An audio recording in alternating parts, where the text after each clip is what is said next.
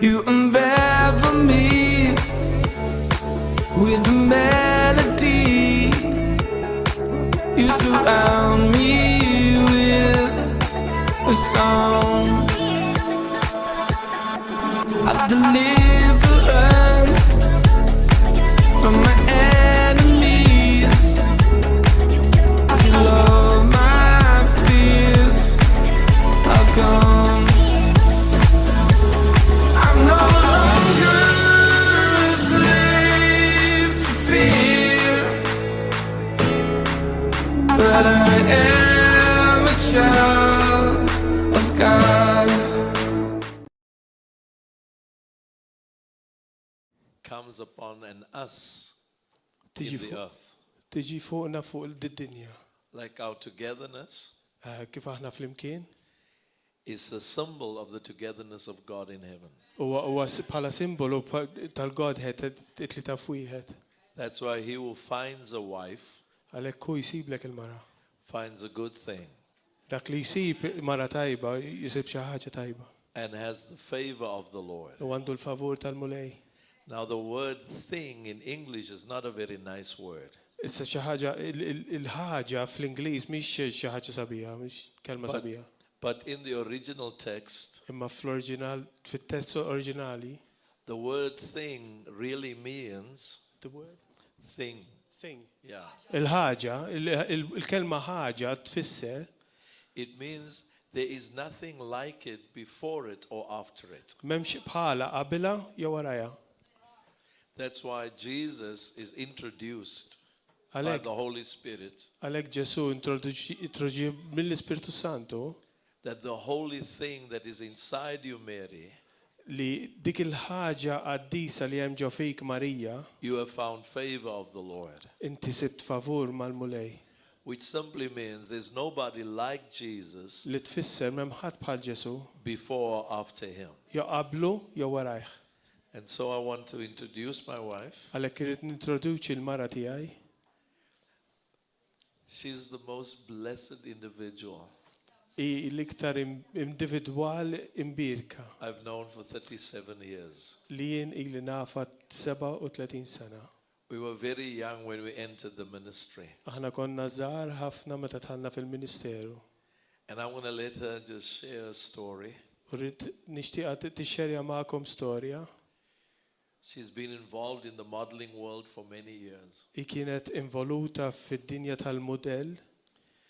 And I think I can stop right there and then we can take it ونحسب from. حنيقة وهل تكمبلي. Can you put your hands together for my wife?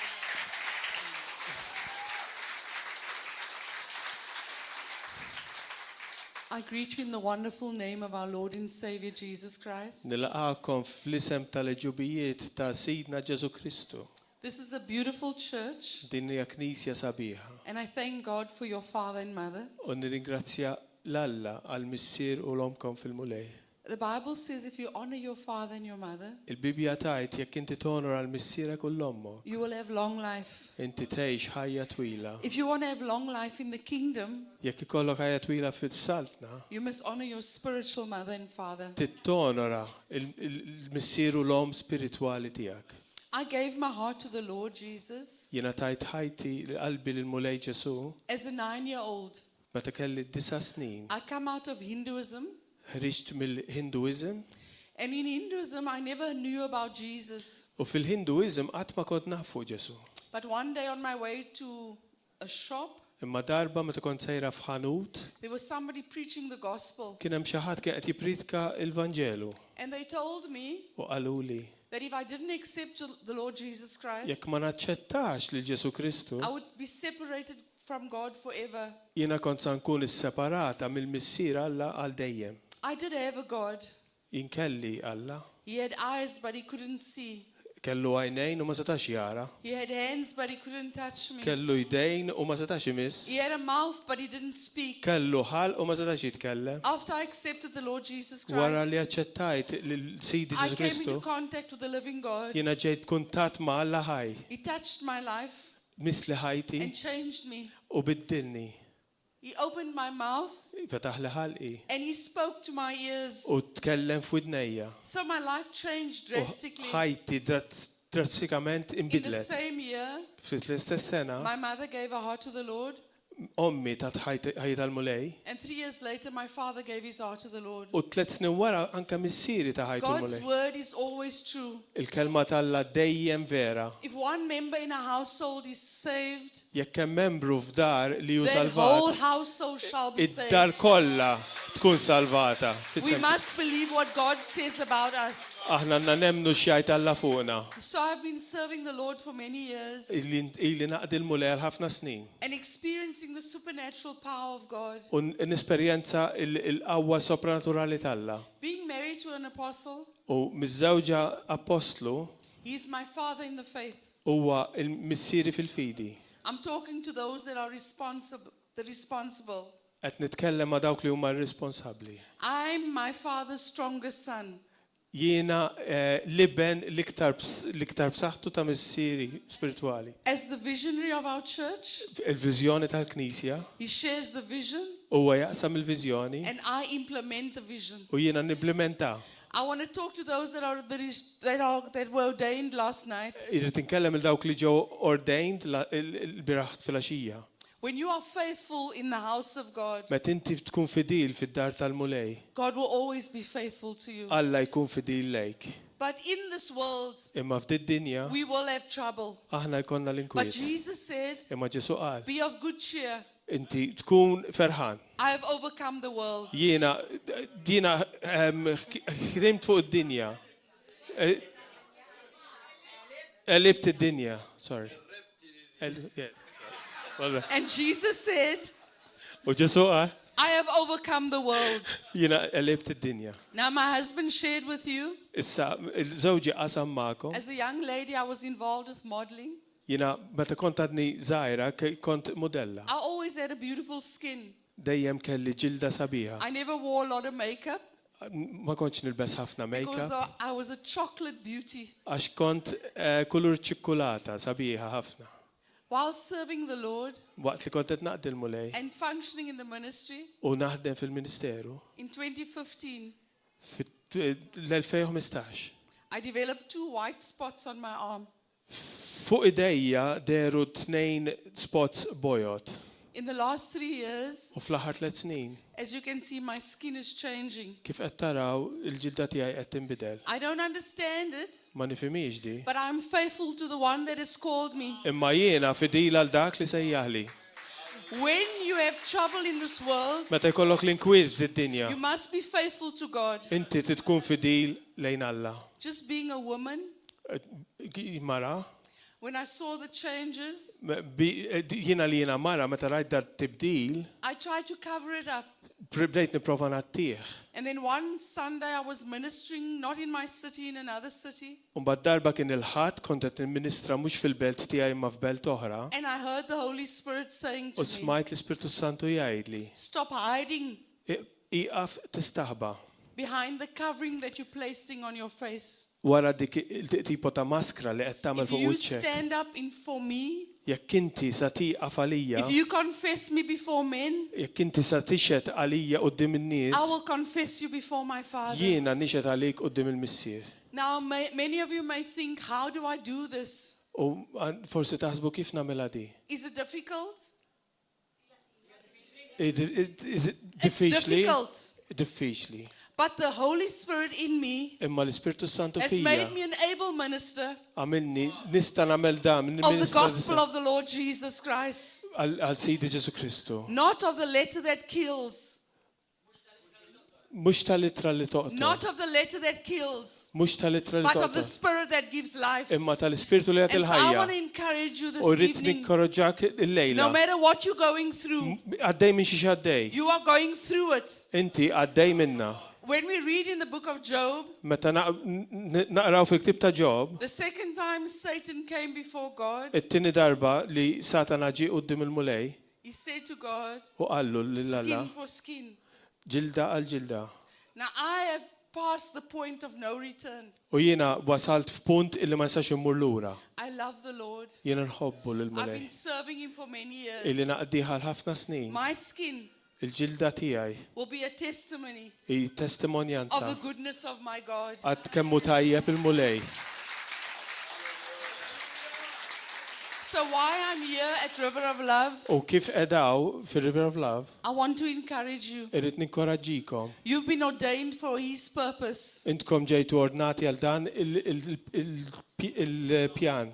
Whether it's your skin Jekk il-ġilda tagħkom, or your bones jew l-għadam or this tagħkom, body, jew il-ġismek kollu. you have to serve God in spite of whatever you're going through. Tittaqdil mulej u ma joċ minn xiex intaddej. You must be faithful in the house of God. Titkun fidil fid-dar You tal-mulej. must be faithful in prayer. Titkun fidil fit-talb. You must be faithful in obeying God's word. Titkun fidil u tobdi l-kelma You must be talla. faithful in your marriage. Titkun fidil fit-żwieġ tiegħek. Amen. In Amen. the church, we need to represent, our marriages need to represent the King.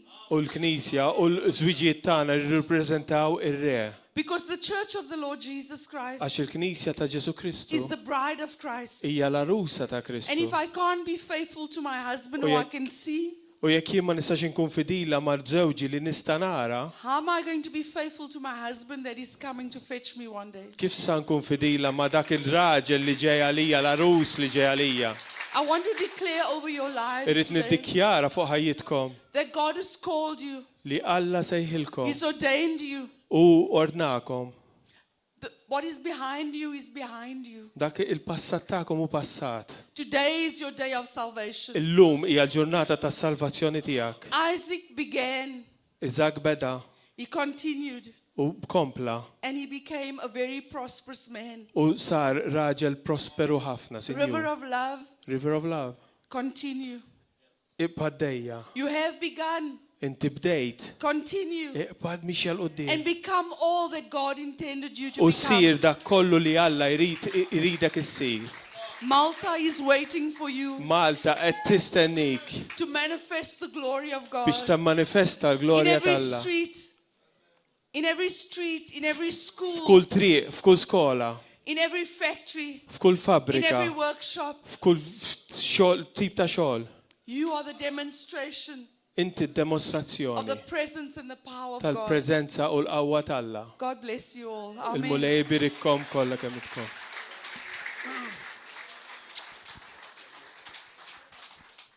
I just want to tell you that Nixtieq ngħidlek, in my life experience, I've been a Christian for 23 years. fl-esperjenza ta' ħajti li Kristjan And 23 I've sena. met many wonderful men and women of God. U ltqajt ma' ħafna nies qawwija tal-mulej. And I've received from all of them. U rċevejt minn kollha kemm huma. But very few I have found that I have shared the same DNA. Imma ftit sibt li nista' naqsam x'kienet? L-istess DNA. Oh, the same DNA. Do you L-istess DNA. understand that mean? You know what that means? DNA. How many of you don't understand what I'm talking about? You know how you may look at ministers and you enjoy it and you get blessed and that's it. Għandek ngħid ħars lejn ministeru tu pjaċir But- u titbirek. Your husband, Imma żewġek we met in Israel a couple of years iltqajna ago. f'Iżrael And tliet it snin was ilu love at first sight. u jien ħabbejtu kif ħares leħ.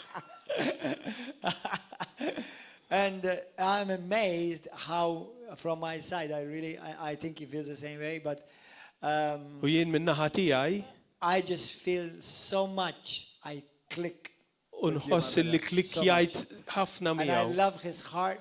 u nħobb qalbu I'm getting to know you. You have a beautiful heart, my dear sister. u issa sirt naf And il-martu that's qed why I ngħidilha li felt in my anki spirit għandha this qalba. afternoon that God is healing you. U Hallelujah. And he's profetizzajt already fuq healed you already il-mulej from qed something this ifejja. afternoon. From joints, because I had a word from the Lord about joints and U it was ġieħ li God. kellha fil-ġogi. And you got healed from that, right? Amen. Hallelujah. Bless you. I'm Could not you saying that tempt so me? that I may look good. To God be all the glory. But they're involved and they have several pastors and ministers. How many ministers Huma that you've involuti ordained that are under f'ħafna you? knejjes, għandhom ħafna In knejjes. fact, those that are under me directly close is 30 churches, Direttament taħti And għandi there's 30 100. knisja 180 churches directly related. u 180 indirettament. And you have a school as well, right? Full school, U għandna How many skola students? we got 500 children. 500 studenti. So the thing is when we have people like this that come to River of Love, Meta jkollna nies bħal daw li jiġu River of Love. they it's up to you what you receive. Hija affarik x'tirċievi. And what you respect is what you attract. U dak li inti tirrispetta huwa dak li tiġbed lejk. What you respect, if you just respect him as just your brother, hey brother, that's all you're going to receive. Jekk as a ta' brother. tirrispettaħ bħala ħug, da tgħidlu hija, right?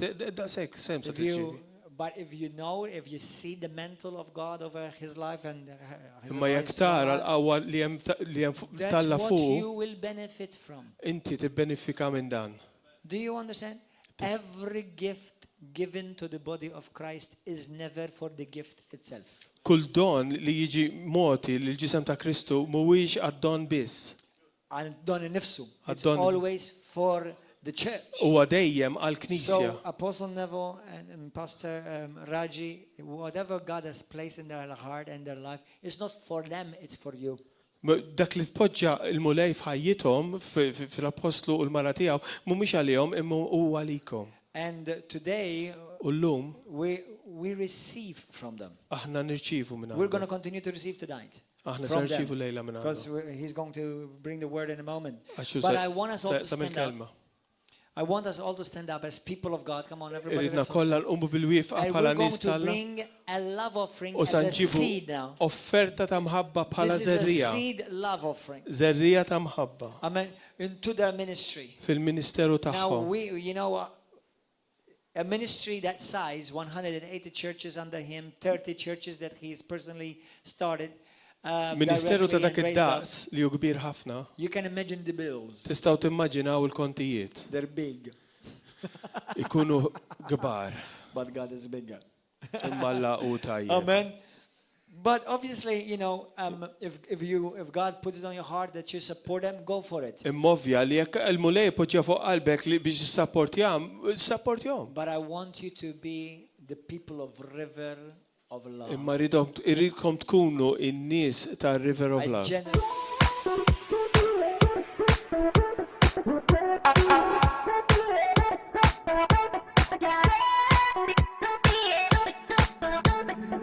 You unravel me with a melody. You surround me with a song of deliverance from my enemies.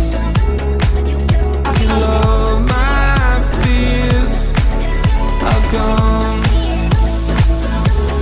I'm no longer a slave to fear, but I am a child of God.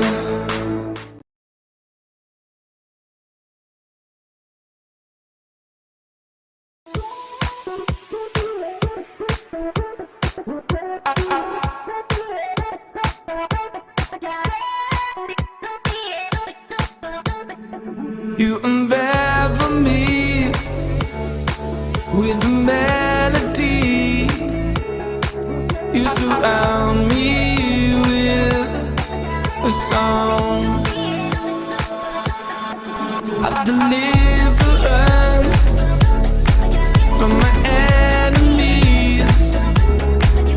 Till all my fears are gone. I'm no longer a slave to fear, but I am a child of God.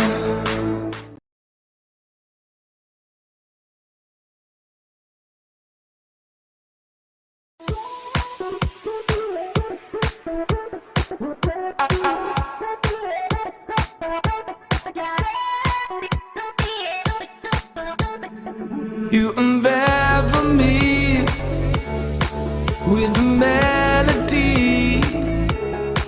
You surround me with a song of deliverance from my enemies. Till all my fears are gone. I'm no longer a slave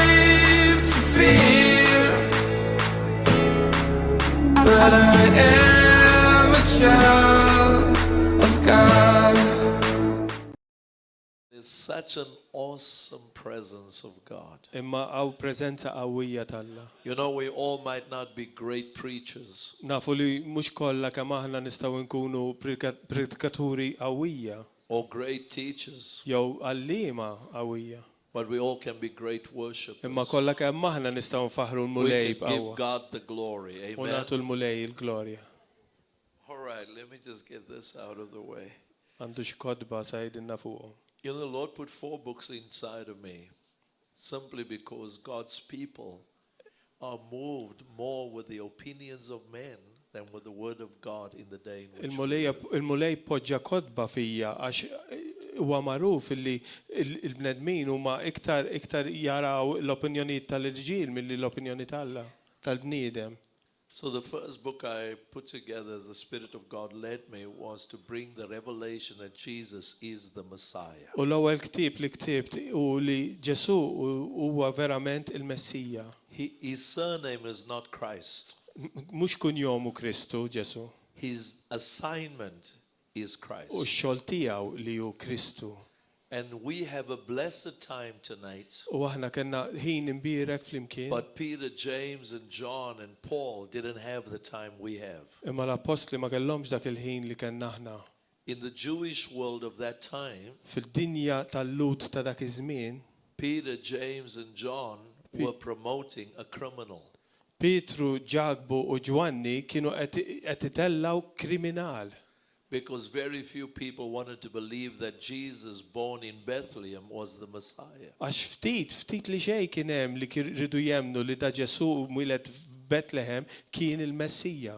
How can he be the Messiah? Is this the Messiah Kif jista' jkun dan hu l-Messija that all the prophets spoke about? li dawk li profeti tkellmu fuqu? It can never be. Ma jistax ikun. But so God takes the word to reveal who the Christ is. Imma fil-kelma talla it-turik minnu Kristu. The second book is a more accurate way. It-tieni ktieb jismu mod iktar preċiż. When I listened to Pastor Gordon this afternoon, Meta smajt lil Pastor Gordon issa barlof sinar, I was so moved by the ministry of the glory. kont kelli waqt lubija kbira fuqi mill-Ministeru tal-Glorja. Because we must know the reason why God created a man and a woman. Għax hemm bżonn li nkunu nafu għaliex Alla ħoloq raġel u mara. Why would God, who has thousands of angels that worship him, Għaliex Alla li għandu eluf ta' anġli li jadurawh u jitfaħruh create a man and a woman? joħloq raġel u mara. So it's important for you to know what happened before the world were created. Importanti għalik li tkun taf x'ġara qabel id-dinja ġiet fil-ħolqien. I want to encourage you Irid nikkoraġikom that this book cannot be just read because it's only the scriptures. li dal-ktieb ma tistax taqra għaxu biss l-iskrittura And it's purposed to give us the mind of God u lan tiegħu li jtina l-ħsieb t'Alla so that we can be more effective for the għalli Lord. nkunu nistgħu nkunu iktar effettivi. If you don't know how he thinks, Jekk ma tafx kif hu jaħseb, you might not know how he moves. ma tkunx taf kif hu jimxi. So do yourself a favor, get one of them, and if you have one, get one for a friend, but don't be Għamel selfish. lilek nifsek favur u ixtri wieħed u jekk għandek wieħed ixtri wieħed il-ħabib. I don't sell books to make money. Jien ma nbiex kodba biex nagħmel You il-flus. won't find these books in any bookshop. Ma min tista' ssib daw il-kodba ġo ħwienet tal-kodba. I'm only releasing books for people who are hungry. Jiena biss imbieħ il-kodba l dawk li għandhom il-ġuħ għal-mulej. That's why the print of Jesus is the Christ is totally out of print. We have to reprint them again. Għalhekk meta jiġu out of print nerġgħu printjawhom. Because God only meets hungry people. Għax Alla jrid biss dawk li għandhom il-ġuħ għalih. God does not meet casual inquirers. Alla ma jridx dawk li qegħdin każwali jistaqsu fuqu. Do you mind if I take the next 15 minutes and just bring what God has? Jimporta jekk nagħmel kwarta u nġib qudiemkom dak li Alla I għandu. want you to be sharp tomorrow morning. Għada filgħodu rridkom tkunu sharp. The essence of the word that came tonight. L-assenza tal-kelma li ġiet il-lejla. Now, I don't spend a lot of time telling preachers what I think God would say. Issa jien ma nqattax ħafna ħin ngħid il-prikaturi x'naħseb jien li Alla għandu jgħid. But tonight was my night. Imma il-lejla kien il-lejl tiegħi. This afternoon, as I was praying, Illum war l-ofsinhar waqt li kont qed nitlob, I said to the Lord, Lord, I want you to do two things. qatt lil mulej biex jagħmel żewġ affarijiet. How many of God's people can become multimillionaires or just be debt free? Kemm hawn nies tal-mulej li jistgħu jkunu miljonarji jew mingħajr dejn. I said to him, if they are not debt free, Jekk jien għatlu jekk mhumiex mingħajr dejn, how can Jesus come for a woman that still owes the world? kif jista' Ġesu jiġi għall-arusa li qed għandha tagħti lid-dinja? How can he take the church and the church owes the world? Kif jista' jieħu l-Knisja meta l-Knisja qatt għandha tagħti lid-dinja? Won't you supernaturally make provision with wisdom and understanding for Ali- your people? Għaliex ma tagħmilx sopranaturali erf u li tifhem għal nies tiegħek. And then I really wanted to know what was the next move of God. U mbagħad trid inkun naf x'inhu se jagħmel issa l-mulej. And then, of course, God used a very wonderful man. U Alla uża raġel I think Kbir. he's possibly the most misunderstood man. u raġel li nies ma jifmuhx. But they can call us crazy. Imma jistgħu jgħidulna li aħna mġienen, They can call us names. jistgħu jgħiduna But we might be crazy, u forsi aħna vera but we mġienen. get answers from God. Imma aħna nirċievu So I don't risposti mind minn if they call Alla. me crazy. Ma jipportanix jekk jgħiduni As long miġnun. as we get answers from God, Sakemm neqpa nġib It's it-tweġibiet okay. ma' Alla. Okej, jgħiduni miġnun. I want to say to the whole church, Irrid ngħid lill-Knisja kollha, get yourself to become unified. siru ħaġa waħda. Because you're going to need every one of you Għax se jkollkom bżonn kull wieħed waħda minnkom to move to the next level of what biex God titilgħu fuq wants. il-livell li jmiss. I'm going to speak tomorrow upon the faith that creates wealth. Għada fil-ħodu se nitkellem fuq il-fidi li tikrejara il-ġid. We only sometimes work in places where there is severe poverty. Kultant aħna naħdmu biss postijiet fejn hemm faqar kbir. 70% unemployment. 70% ma jaħdmux. We start schools, we do health in all those areas. Nibdew skejjel u nibdew bħal xtajlu bħalissa. Our church- Starijiet. Our church employs about 45 people full time. Il-Knisja tagħna timpjega 45 ruħ full time. We are bigger than most companies, Aħna ikbar minn ħafna kumpaniji. but God hasn't been unfaithful. Imma Alla qatt ma kien li ma kienx fidil. He is still Jehovah Jireh. Dejjem u jieqpa Ġehova Ġajra. All 500 children. Kull 500 student tfal We've in the last 10 years, fl-aħħar 10 snin we've had more than 1,000 of them enter higher levels of education. kellna iktar minn 1000 minnhom jitilgħu f'edukazzjoni iktar għolja. But there will be a generation that will be carriers of the glory of Imma God. jkun hemm ġenerazzjoni li ġor fuqha il-qawwa talla. I said it last night and I'm going to say it again. Għadd tal-bira flaxija u se nerġa' ngħidha llejla. You know, by faith, Bil-fidi, each one of us in this conference, kull wieħed waħda minna f'dil konferenza. tomorrow when we come to church, Għada meta niġu l-Knisja, put it inside your heart. itfaħħa f'qalbek. I want a house of God to be built in Malta. Amen. Irrid dar talla li timbena f'Malta. I want another generation to feel proud that I put my money into the house of God for another generation. Irrid il-ġenerazzjoni li jmiss li tħossa gburija li jimpoġġejt flusi biex ikun hemm dar talla f'dal pajjiż. If Jesus tarries to come, Jekk Ġesu għandu jiġi, some of us might not still be alive. għaw minna li jista' jkun li ma nibqgħux ħajjin. But the work of God will still be a testimony Imma x-xogħol li se jsir għal mulej jibqa' testimonjanza that at some time there was a people that believed li darba kien hemm nies li jemnu that God li Alla has a plan and purpose għandu pjan for Malta. għal Malta. You cannot expect every other nation Ma tistax tistenna kull nazzjon to ieħor be excited about your nation. li jkun eċitat fuq in-nazzjon tagħkom. You are pregnant with Maltese people inside of Intkom you. tqal bil-Maltin ġo fikom. But we will pray for you. Imma aħna nitolbu We will għalikom. come alongside you. Ma niġu ħdejkom. But at the end of the day, Imma fl-aħħar if mill-aħħar, you don't own the vision, jekk inti m'għandekx il-viżjoni, how will you be proud of it? kif tista' tkun gburi biha?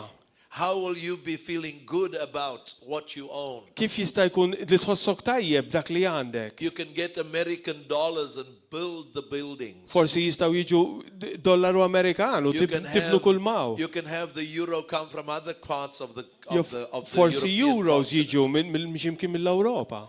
But if it doesn't come from you, Imma jekk ma tiġix minnek, how will you have ownership? kif ikollok li inti tkun is-sit ta' dak il-post? Jesus is the owner builder of the church. Ġesu huwa s-sit u l-bennej tal-Knisja. I will build my church, Jiena nibni l-Knisja and tiegħi the gates of hell u l-gradi shall not prevail tal-infern against ma jkunux jistgħu jiġu kontrija. Don't be worried if everybody opposes you, Tinkwitax jekk sassib l-oppożizzjoni because we are living in a time għax aħna tnejxu fi żmien where people don't want to hear the truth anymore. meta n-nies hemm barra ma rridux jismgħu l-verità iktar. They want to have convenient Christianity Irridu jkunu fi Kristjaneżmu tal-konvizjenza. and thereby lose the supernatural power of the Holy U Ghost. għalhekk jitilfu il-qawwa sopranaturali tal-Ispirtu Santu. But I know Imma jiena naf God supernaturally Alla b'mod sopranaturali is going to unite this church, u sa jaqgħad dil-Knisja.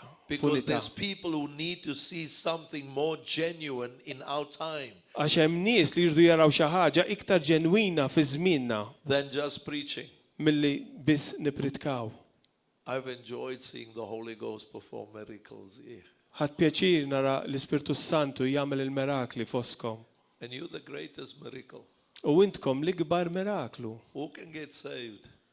li ġejtu salvati. Who can give up drugs? Min jista' jitlaq id-droga? Who can stop doing what's not right before God? Min jista' jieqaf jagħmel dak li mhux tajjeb quddiem Alla? But when He comes into your life, Imma meta hu jiġi f'ħajtek, He takes me out of Satanism and make me a wonderful son of God. joħroġni mis-sataniżmu u jagħmilni iben wieħed mill-iben talla. And that was like 40 years ago. Xi 40 sen ilu hekk ġara. And I'm still loving Jesus. U għadni nħobb il-Ġesu. And I'm still excited U about it. għadni eċitat fuq di. And I'm still committed to Him. U għadni bimpen lej. I'm a disciple of the Lord Jesus the Jiena Christ. disċiplu ta' Ġesu il-midluk I tal-mulej. want to honor the Holy Ghost Irrid nonora l-Ispirtu Santu. just for the prophetic word that came out tonight. Biss għal-kelma profetika li ġiet fuqna l-lejla. Because I need to make sure it's impregnating me. Għax irrid nkun żgur li di qiegħda ittaqqalni. Because it's so easy for the meeting to stop. Għax hija faċli li l-laqgħa tieqaf And you can lose what God said. u titilfu dak li Alla qal. Come in just for a moment, just be quiet. Għal-mument nixtieq skit perfett. Holy Spirit, Spiritu Santu. thank you. Grazzi. Thank you for impartation. Grazzi tal-impartazzjoni. I just want to spend this time in worshiping Jesus. Tinqatta ftit żmien nadura l-Ġesu. Holy, holy, holy, Lord God Almighty. Early in the morning, my song shall rise to thee. Holy, holy, holy, merciful and mighty, God in three persons, blessed Trinity. Se sabareo, que sabaro sabareo, he se selele sababareo, he sabaro, ki Yabasandalaleo. Oribaso sele. Eselamo sabareyo. Kiyamasete la la la leyo. Herabasandalaleo. Kirabasondoro babayeyo. Let your glory fill our lives. Let your glory fill our lives. I thank you, Lord, that Grazzi you mulej can take li tista' tieħu men and women irġiel u nisa that are apt to fail li huma ifallu and do your glorious work u tagħmel il-xogħol tiegħek glorjuż fihom through us. minn ġo fina In Jesus' name. f'isem Ġesu Kristu. I'm going to read one scripture and then Naqra skrittura waħda tomorrow morning u mbagħad għada filgħodu you go home tonight illejla morru d-dar and you put in your heart u poġġi f'qalbek what kind of pledge I would like to make for the house of God in Malta. xogħod rid nagħti għal-dar Alla f'Malta. Now let me explain something. Ejja nispjega xi ħaġa likom. This is not about money. I never preach on money for hours. Di mhux fuq flus ta' jiena qatt ma nippritka għal xi sigħat fuq il-flus. Love gives. Love doesn't beg. L-imħabba tagħti, l-imħabba mhux titlob Love tal-laba. gives. If you know what Jesus did for you, L-imħabba tagħti jekk inti taf Make x'għamel an Ġesu għalik, make an opportunity for others to find the same Jesus. għamel l-opportunità ħalli l-oħrajn temm barra But jsibu what I l-istess want to Ġesu. pray for tomorrow Imma li rid nitlob għal għada is that God will bless every business in the house. illi Alla jbierek kull business li hawn God will fid-dar. bless every person that has a job or just looking for a job. Alla jbierek il-kull min għandu xogħol f'did-dar u dawk li qed ifittxu x-xogħol. Because if God blesses you, Għax jekk Alla jbierek you will lilek, bless His house. inti tbierek id-dar Amen. tiegħu. So it's important that you have an economic revival that hits your life. Importanti li inti kollok min ekonomiku f'ħajtek. And never be worried about if you haven't got. U qatt min sa tinkwita jekk m'għandekx. He's the only God I know that works from poverty to riches. Huwa l-unika Alla li jiena naf li jaħdem mill-povertà He's the only għal-Sinjur. God I know that works from death to life. U l-unika Alla li naf li jaħdem mill-mewt għal-ħajja. That's why when you move with God, He will kill your dream Għalhekk meta inti timxi mal-mulej u joqtol il-ħolma tiegħek so that He can resurrect it. ħalli hu jerġa' jqajjimha. And when He resurrects your dream, U metu jqajjem il-ħolma tiegħek. nobody Ħadd can stop it. jista' jwaqqafha. Say with me, nobody but God. Ħadd li falla. Nobody but God. Ħadd li falla. You see, they might think that you're not good enough, Forsi llum taħseb li inti m'intix tajjeb biżejjed. but God found you worth dying for. Imma Alla sabek denju li jmut għalik. God believes you are very valuable. Alla jemmel li inti għandek valur kbir. He will give you the best of everything, Itik laqwa ta' and kollox. it will come with persecution. U tiġi bil-persekuzzjoni. And the scripture I have for you U is, l-iskrittura li għandi għalik. we are not ashamed Aħna ma nistħux of the gospel mill-Banġelu of Christ, tal-mulej Ġesu. for it's the power of God Għax huwa l-qawwa tal-mulej to salvation for għas-salvazzjoni. everyone who believes, Għal kull min jemmen. for the Jew first and Għall-Lut also l-ewwel for the Greek. u anke għall-Grik. For in it Għax fih the righteousness of God is revealed hemm il-ġustizzja tal-Alla tidher from faith to faith, minn fidi għal fidi. as it is written, Hekk hemm the miktub. just shall live by faith. Aħna ngħixu bil-fidi. So if faith comes by hearing, Għalhekk il-fidi that tiġi means bismieħ. that we will live knowing that we have ears to hear God. Aħna ngħixu nafu li għandna widnej biex nisimgħu And l-mulej. it's not so difficult to hear God. U mhux diffiċli biex If tisma' you can l-Alla. hear me, you can hear God. Jekk tista' tisma' lili, tista' tisma' l-Alla. You've got ears, I've got ears, God must have ears. Jekk int għandek widnejn, jien għandi widnejn, We Alla come għandu from widnejn. Him. Aħna ġejna minnu. Amen. Amen. Now this is how it works. Hekk taħdem. Son, what's your name? X'ismek? Come to me. Ejja tejġa. Get me the glass of water there. I'm older man. Ġibli So tazzilma I xin need- raġel xieħ. I need a young man to serve me. Just bring one of the Għandi glasses. bżon wieħed żgħir biex jaqdini. You notice something? He hasn't said a word from the time he got up from there till the time he went to fetch the water. Indunajtu laqas għal kelma minn duqam minn hemm u ma jġib l-ilma. All that God does is God doesn't speak like the movies. Li jagħmel Alla ma jitkellimx bħal iżda qed I tara don't know if film. you've seen the movie Moses. Ma nafx hekk rajtux il-film Moses. I mean, if God spoke like that, Jekk Alla tkellem hekk.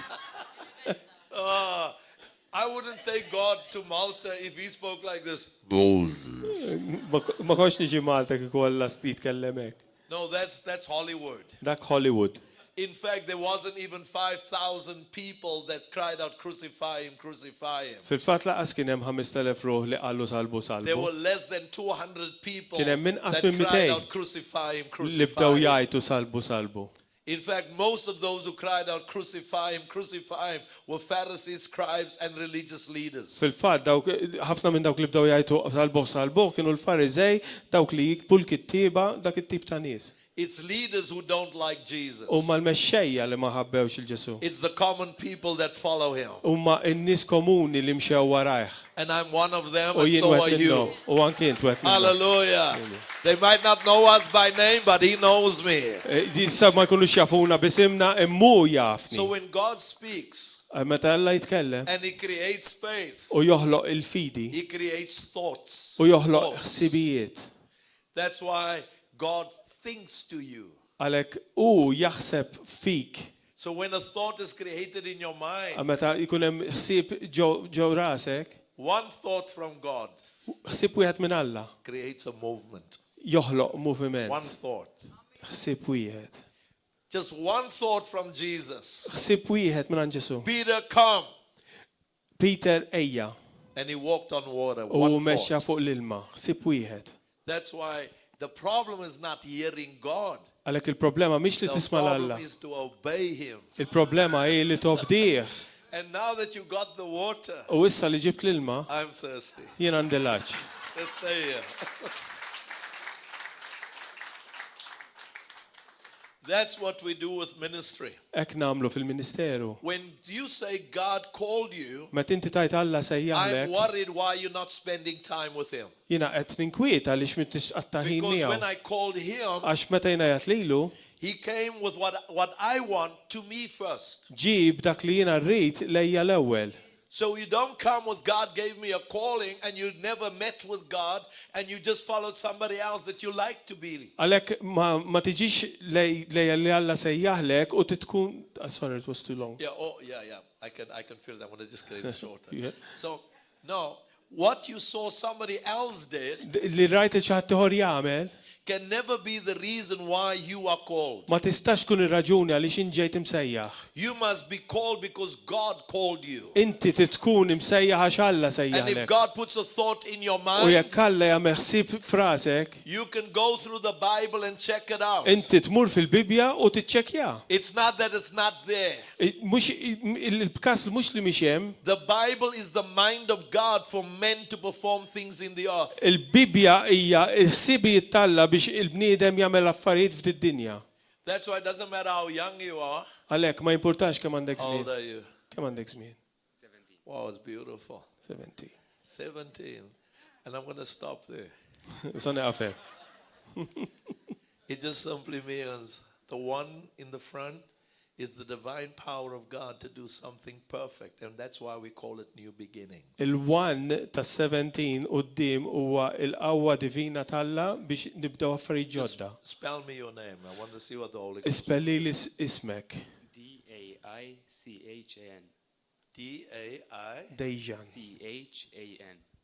You see, he starts off with opening up doors.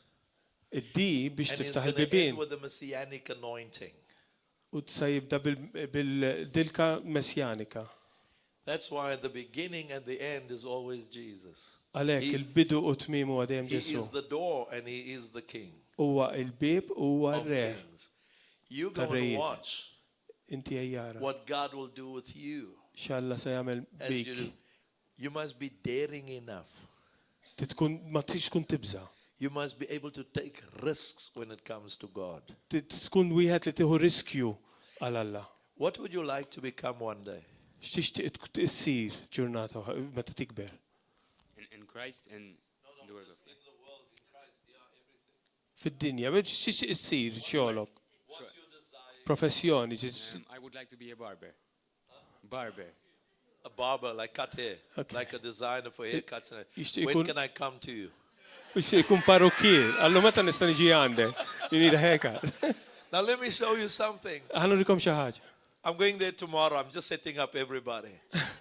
I'm going to come tomorrow morning. You see, for you to have money and the glory and everything else that God wants, Biex you in- must, yes, Biex inti kollok il-flus u l-glorja u dak kollu li Alla għandu l-estalik, you must learn to create stuff. titallem kif toħloq affarijiet ġodda. You must learn to create an atmosphere for the glory to come into. Titallem kif toħloq atmosfera fejn il-glorja tal-Alla tista' tiġi.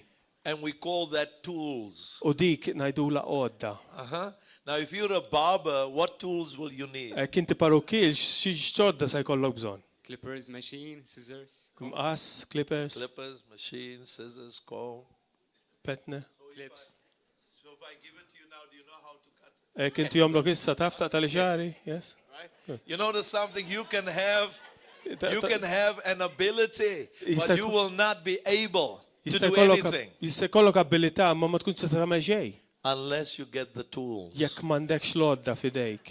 You see, you can have Jesus, Jista' jkollok il-Ġesu, but if you don't have the Holy Ghost, imma jekk m'għandekx Ispiritu Santu, you will not fulfill the will of God. m'intix se tagħmel ix-xogħol li Christ. għandu l-estalik. Because all the tools Għax lodda kollha that you saw tonight, li rajtu l-lejla, the word of knowledge, il-kelma the word of wisdom, the il-kelma gift of faith, il-don tal-fidi, the discerning of spirits, id-discerniment tal-ispiriti, the gift of prophecy, id-doni tal-profesija, the gift of tongues and interpretation id-don tal-ilsna u l-interpretazzjoni is all the tools huma lodda we kollha need li għandna bżonn in order to finish the job. kif biex nispiċċaw ix-xogħol. If you don't have a comb, Jekk m'għandekx you petne, can't finish the ma job. tistax tispiċċa. So every one Ix-xogħol of tiegħek. you are important Għalhekk kull wieħed waħda minnkom importanti to finish the job. biex tispiċċaw ix-xogħol. Not one of you can be excluded. Mem lebda waħed minnkom li nistgħu neskludu. He can have the clippers, U jista' jkollu clippers, but if he doesn't have a comb, imma jekk m'għandux petne, I don't know how he's going to make my hair look good. ma nafx kif se jagħmel li xahri jidher sabiħ. Maybe he'll just create a new style Forsi tagħmel li stil ġdid. called uncombed. Din sejħulu bla petne. Last point. L-aħħar punt. Because faith is a movement, Għax il-fidi huwa moviment, the glory is a movement. il-glorja u moviment, No matter who you are, ma importax int min int, you must work with excellence with your tools. tittaħdem b'eċċellenza blodda li għandek. If he doesn't cut my hair well, Jekk hu meqta li x-xari sew, I'm not going back. min issa nerġa' mmur għandu. If you don't cook good food in your restaurant, Jekk int ma sajjar xikel tajjeb fir-restorant tiegħek, I'm not coming back. min issa nerġa' niġi. But if you cook good food, Imma kien titsajjar your tajjeb, food will sell you. li kell l-istess li inti tagħmel u Your l-istess ability biħek. will bring the business to your home. L-abilità tiegħek iġġib il-business lejk. People pay for quality. Nies iħallsu għall-kwalità, They don't pay for ideas. ma jħallsux għall-idejat. They pay for quality. Iħallsu għall-kwalità. Quality doesn't need a salesperson. Kwalità m'għandix bżonn salesperson. That's why when we preach, we must be good at what we do. Għalhekk meta aħna nirpritkaw rridu nkunu tajbin That's f'dak why li when we nagħmlu. move with the Holy Ghost, Meta nimxu mal-Ispirtu we must Santu, make sure you coming back tomorrow morning. aħna rridu nkunu ċerti li inti se tiġi għada fil-ħodu. Because people, Għax nies they don't vote with their mouth. ma jivvutawx bħalqhom, They vote with their feet. jivvutaw b'saqajhom. In other words, my feet says I'm not coming anymore. F'kelma oħra, saqajja jgħidulek min nerġa' niġi. But if it's good, Imma jekk tajjeb, a man will travel for miles to listen to one person raġel jitravilja jivvjaġġa f'ħafna mili that biex has the jisma' power persuna of the Holy waħda Ghost on li his għandu life. l-qawwa tal-Ispirtu Santu fuq ħajtu. People will go anywhere, Nies imorru kullum kien. find you, jisibuk. If your business is anointed with the Holy Ghost with Jekk excellence. il-business tiegħek u eċċellenti u midluk bl-Ispirtu Santu. That's why it doesn't matter if you're a barber Għalhekk ma jimpurtax jekk inti or parukkier a doctor jew tabib or a prophet jew or profeta an apostle jew apostlu or a teacher jew teacher or an evangelist. jew evangelist. What are the tools that God has given you, Il-lodda li Alla tak and are you committed? u inti għandek impenjattiv And are you faithful? u inti fidil. Or are you going to complain and say, God didn't come through for me? Jew se toqgħod gerger u teqret li Alla ma ġiex għalik fuq I'm going to għalik. pray this prayer for all of us. Irid nitlob dit-talba fuqna kollha. God, in sport, I'm a sports person. Jiena nħobb l-isport. Can I have some more water? Thank you. You notice when God calls you, Innutajt meta Alla sejjaħlek, you first serve Him, inti qdejt lilu and then He will send you. u mbagħad hu jibgħatek. But never leave until He says, I think you're ready. Imma qatt titlaq qabel hu jgħidlek jiena naħseb li That's inti lest. why, in order for you to cut hair, Għalhekk biex inti taqta' you're x-xahar, going to learn how to have styles. insa titgħallem kif ikollok You're going to stil. learn the skill of having to design certain things. Inti se jkollok skill, what skill? Se jkollok l-abilità li tagħmel ċertu stil differenti. I just love this church. Really. Inħobba wiż dil-knisja jien. I love this church. You know why? Inħobba dik-knisja, taf għaliex? Even if you get stuck, they will help quickly. Yeah, they will help. Anka jekk jiena neħel, intkom tajnuni, għalhekk ħobna. We're the family. We're not going to allow Aħna ourselves- familja. No, wait. U jħobna ċaħna familja. So when you're good at what you do, Meta tkun tajjeb dak li inti tagħmel, it depends how much value you place to what you do. jiddependi kemm inti tagħmel valur fuq dak li inti tagħmel. How much value do you place on this house that blesses you? Kemm tagħmel valur fuq id-dar li tbirkek. That decision only you can make. Dik id-deċiżjoni inti biss tista' tagħmilha.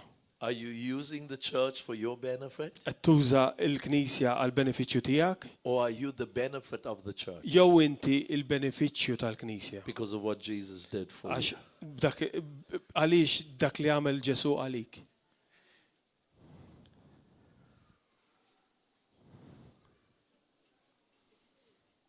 Give what's left to my wife. Għati li She's fadal lil Marti. I'll give to her. Okay. You see, everything God gives you is never for you. Kollox dak li tikilmu lej qatt mu għalik. It's always to bless other people. U għadejjem biex birek il-oħrajn. When you start a restaurant, it's for other people. Meta tibda restorant u għannis oħrajn. What did you say? And when you, Mux and when restaurant, when you parrucchier. start a barber, Meta tibda it's not for people that's bald. taqta' xar mhux għan-nies li m'għandhom xar. It's for people that still have some hair. Look, this is not good. This here. Huma This huwa here. n-nies li għandhom ftit xar. Allu It's dinnaħa not good mhux for tajjeb. you. It's going to make your business not grow.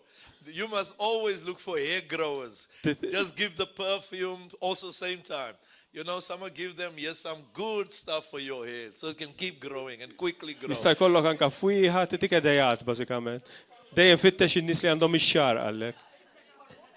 But the Holy Spirit, Imma l-Ispirtu Santu, whether you run a restaurant, jekk għandekx restorant, whether you're a doctor, jekk intix tabib, whether you're a lawyer, jekk intix avukat, whether you're in construction, jekk intix fil-bini, He will show you how u jurik kif to run your business. kif inti għandek tmexxi l-business He tiegħek. will show you how to do church. Huwa jurik kif għandek ikollok And He nies. will bless you to be a blessing. U jbirkek biex inti tkun ta' barka. Now you notice something? Every time you Ngħid xi ħaġa kull darba you come back empty, li ġejt vojt, you come back to the Lord. ejja lura lejn mulej. And He will give you some more stuff. U jtik iktar Amen. affarijiet. He will always come back. Dejjem ejja lura. How many children have you got? Kemm għandek tfal għalli.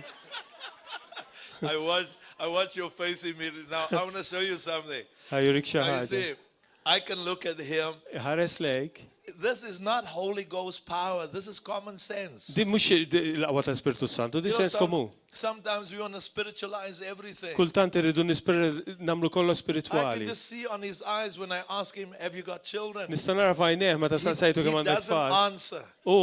Ma just- ġibnix. No. Allu le, But inside of him imma ġo fih are children. hemm tfal. So what is to come Għalhekk dak li għandu jiġi is dependent on what is. jiddependi fuq dak li hu. So what I'm saying to you, I'm going to pray for him. You know him, okay? Arle qed ngħidilkom jien irid nitlob għalih, intkom ta' fuq.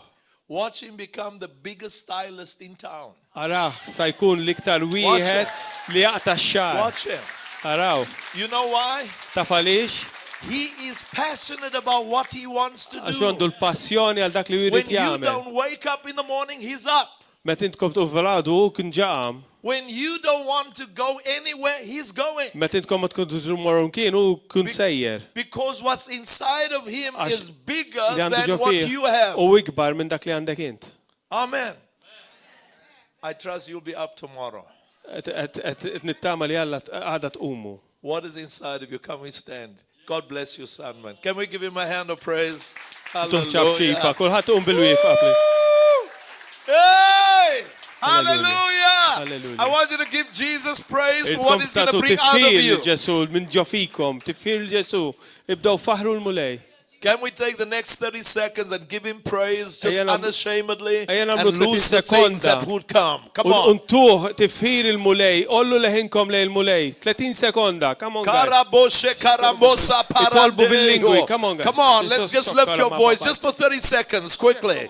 Thank you, 30 sekonda. Jesus. We Grazie, give you Gesù. the glory. We Intuk give you the il-glorja. honor. Intuk We give l-onur. you the praise. Intuk il-tifir. I declare today that Nidikjara the llum. faith is a movement from faith to Li faith. aħna sammorru movement minn Voices that will hear. Vuċijiet li jismaw. Not voices of God, but the voice of God. Mut vuċijiet talla, ma Ears to vuċi hear what talla. the Spirit of God has to say. Nisima fil-ċiet jgħajt l-Spiritu In the Santu. name of Fissem Jesus. Ġesu Kristu. While every eye is closed, that one man, one woman, you're Kulħadd- saying to me, Kulħat jala għajneħu raġel u mara tjajduli. Pastor Goldman, I haven't given my life to Jesus. Past Apostlu Goldman għadni ma tajċ ħajt il-mulej Ġesu. But tonight, Imma l-lejla. I want him to give my life to him. Irrit nata ħajt il-Ġesu. He might be the woman, the young man, the young lady, Jista' jkun dak il-raġel, dik the il-mara, father, the mother il-missier, l-om. that says, you know what, I gave my heart to Jesus, but I'm not faithful anymore. Li jista' jgħid li jiena tajt ħajt il-mulej ma madnix fidil. I want you to be included in this prayer. Irridek tkun inkluż f'dit talba. I want you to say to me, I am that man. Irridek tajt li jien hu dak I il-raġel. am that woman. Jien dik il-mara. I need Jesus. Għandi bżonn il-Ġesu.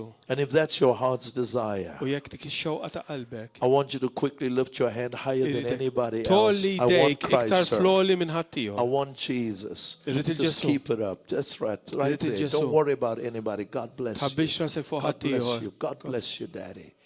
Heaven is a place that's big enough for every one of us.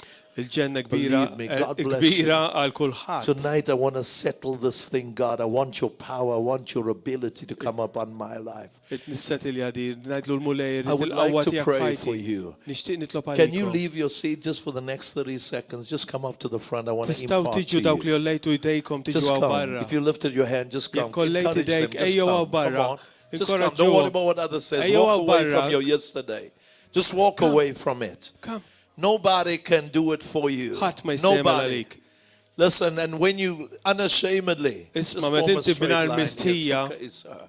It's okay. Everything is all right. Kollox se jkun ok. Jesus is not me. Ġesu He mhux knows you by name. u jafek He bismek. doesn't think you're a failure. Ma jaħsibx li inti wieħed li You know what our fallut. biggest problem in life is? Taf x'inhi l-ikbar Materialism. problema fil-ħajja? Materialism. Materializmu. We look for things Aħna nfittxu affarijiet that have no eternal value. li m'għandhomx valur tal-ħajja l-oħra. But you can have Jesus Imma inti se kollok and il-Ġesu still be a multimillionaire. u tista' u xorta tkun miljonarju. It's a lie from the devil that you must suffer in poverty. U huwa gidba mix-xitan li inti għandek tkun fqir. You can be good at all that you want to do, Inti tista' tkun tajjeb dak kollu li tittamel, but be good at what God has called you for. imma kun tajjeb dak li Alla You sejjaħlek can biex take tagħmel. Jesus into ice hockey and he will go. Tista' tieħu l-Ġesu miegħek f'ice hockey u jiġi You miegħek. can take Jesus into the football field and he will go. Tista' tieħdu tara logħba futbol u jiġi miegħek. Because who's going to reach a sports athlete Għax min se jkun atleta unless sportiv it's a sportsman? jekk mhux xi ħadd sportiv. Who's going to reach the business world unless God puts you there? Min sa jkun tajjeb fil-business jekk il-mulej mhux miegħek. So you got to do what God has placed inside of you. Għalhekk inti tittamel dak li l-mulej poġġa But f'qalbek. this is the beginning. Imma dan u il-bidu. I don't see flowers in the church. Is there a Minix nara flower? Is that fjuri, all? Is flowers, there? no. They're Can I take plastic. that out? They're plastic, I think. Is it plastic? Yeah. But can it come out? I don't know. Can you come out? Is there a flower somewhere? Fjuri għanna fil-knisja. Quickly. I Is don't there think no so. flowers? This church has not got flowers. No. Let me explain why I'm looking for it. Għan spiega li xe tinfittex il-fjuri. Any flower Kull fjura in your house looks good, fid-dar ta'kom tidher sabiħa. but the problem with it, Imma l-problema bija it's only existing, i li teżisti but it's not living anymore. imma ma dix tgħix. Why? U għaliex? Because it's not connected to the source of Għax life. mhijiex ikkonnettjata mas-sors tal-ħajja. So people sell us church. Għalhekk hemm min ibiħinna knisja. I have my church. Għandi knisja tiegħi. Are you connected to the source of life? Inti qiegħed konness ma' dak is-sors tal-ħajja Otherwise, you are only existing. għax inkella qed teżisti biss. But I came tonight to tell you that you can live Imma llum jiena ġejt biex by ngħidlek li inti getting tista' connected to tgħix the source of biex life. billi tikkonnettja ma' dak li hu s-sors tal-ħajja. And that's why in church, U għalhekk fil-knisja. thank you. There you go. Da, don't do It still smells good.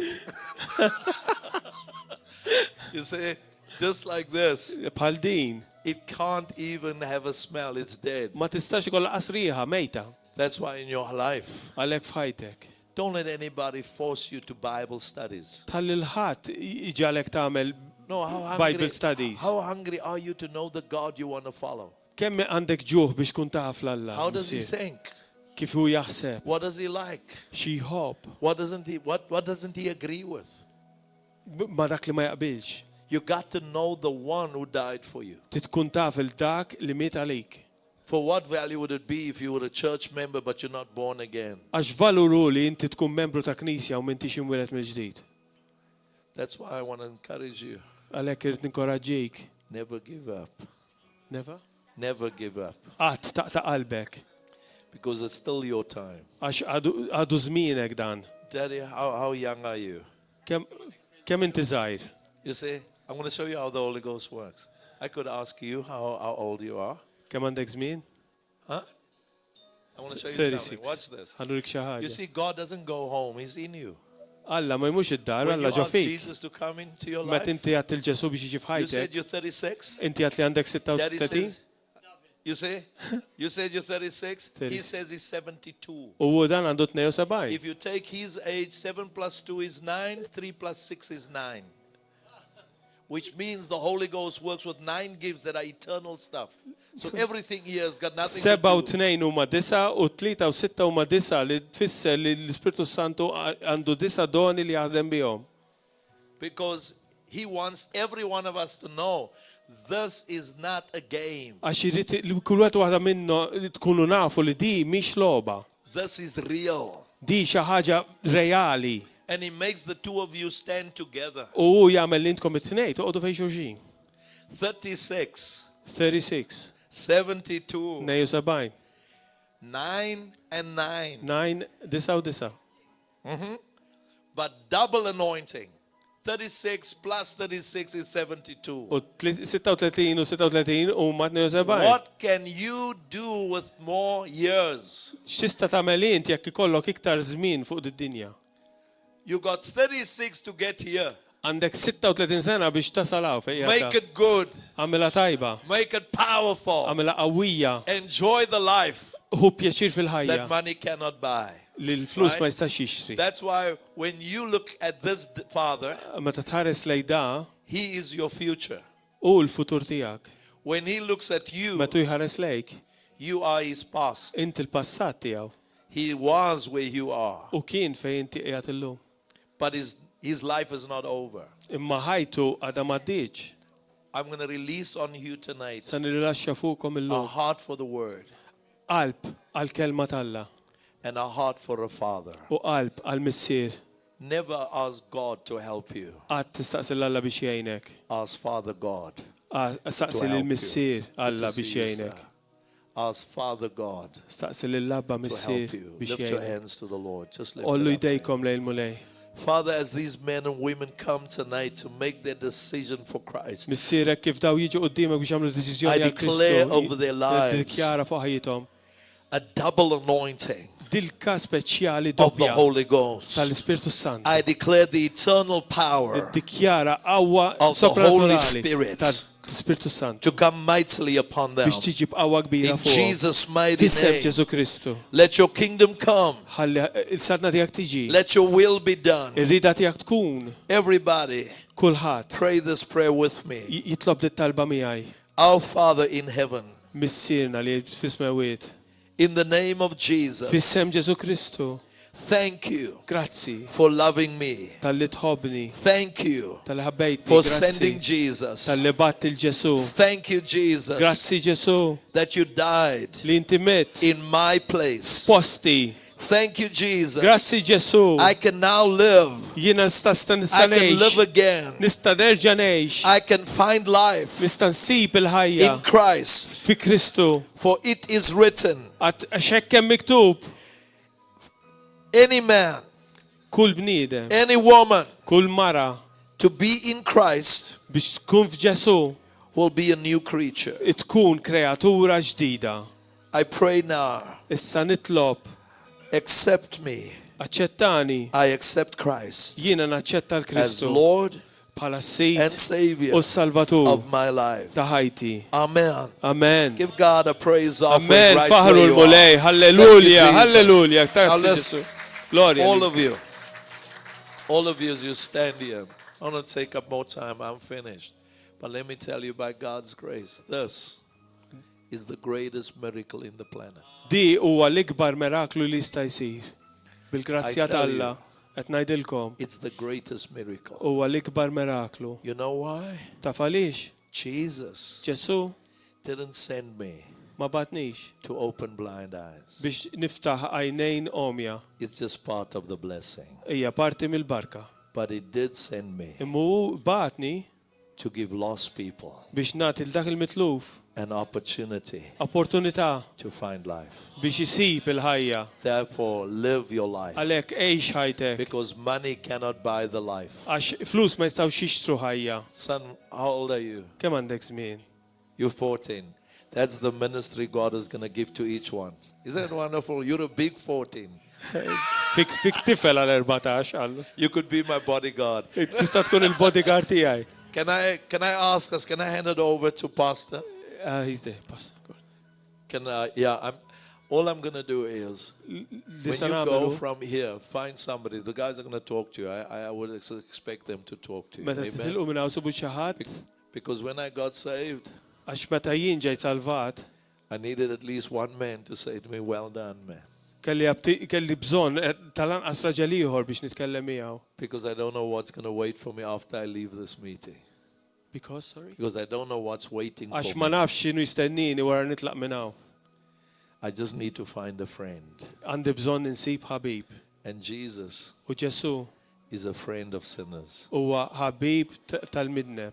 And He doesn't think it's not good to be with you. U ma jaħsibx li hu ħażin li jkun miegħek. God bless you. Mulej birikkom. God bless you, sir. Prayer altar team, prayer altar group. Where are you, the prayer altar group? The group of prayer altar. Come forward, please. Dawk li huma parti mill-altar team, please. Come forward, please.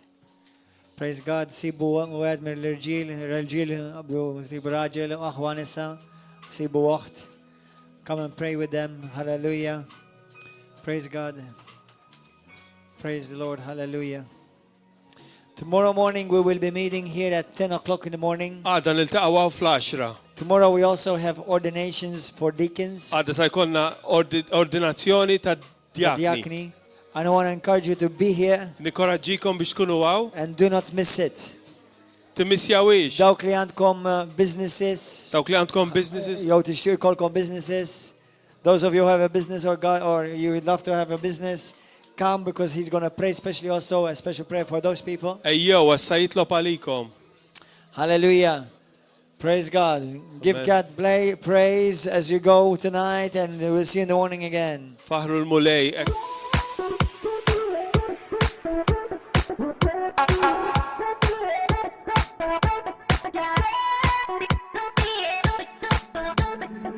You unravel me with a melody.